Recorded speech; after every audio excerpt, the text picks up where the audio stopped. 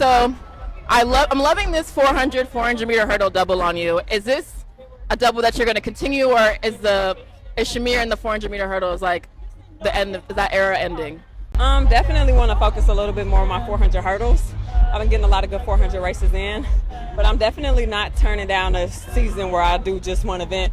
I'm really a multifaceted athlete, so I'm going to keep playing into my strengths and having fun that way. You ran amazing legs at the Olympics. Talk about that Olympic experience. I know that's something you've been wanting for such a long time. Oh my goodness, it was nothing short of amazing. I was just making sure every step of the way I was taking in every moment, and just being super grateful and still maintaining my focus to go out on the track and do what I needed to do. When you thought about your debut Olympic experience, did you think you'd be breaking American records and world records on such amazing teams? Not at all. I think that was really the highlight of it all. I think about, what I would do at the Olympics on an individual level, and just to compete at that team level, I felt like going in, it wasn't as much pressure. I think that was turning the negative into a positive. Like, my first Olympic experience is one that is a team experience, and I get to do it alongside of veteran athletes and rookie athletes that are talented, and we could just feed off of each other. In 2021, you were just off that Olympic team, and I know that was something really hard for you. What's the biggest lesson you've learned in this cycle, and how have you kept yourself motivated to still be here today? Keeping myself motivated is extremely hard. I kind of have to learn to do that on my own, but I know that there's nothing wrong with asking others to chip in and bring that motivation to me. And Dan, what was your first question?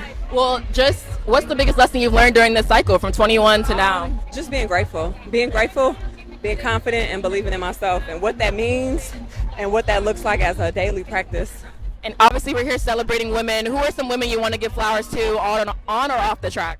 Oh man, I want to give my flowers to Dalila Muhammad, Sydney McLaughlin, Anna Cockrell. Give it to our Boogie's training group, Alexis Holmes, Brittany Brown. Give my flowers to all the women out there, and that have been having their seasons, their ups and their downs. And then Meg's coming out. Do you have a favorite Meg Thee Stallion song? Dang, what's my favorite one?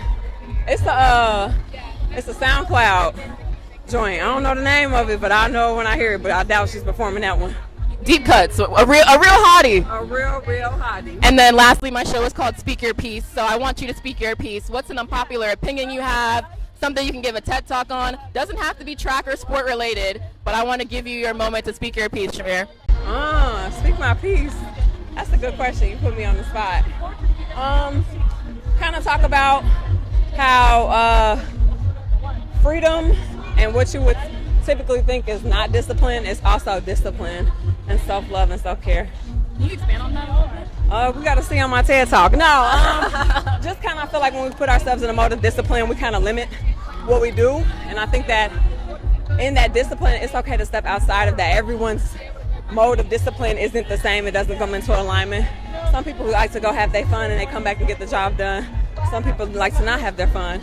They're both equally disciplined. No, I love that. Thank you so much, and just congratulations on this season. You've done so well.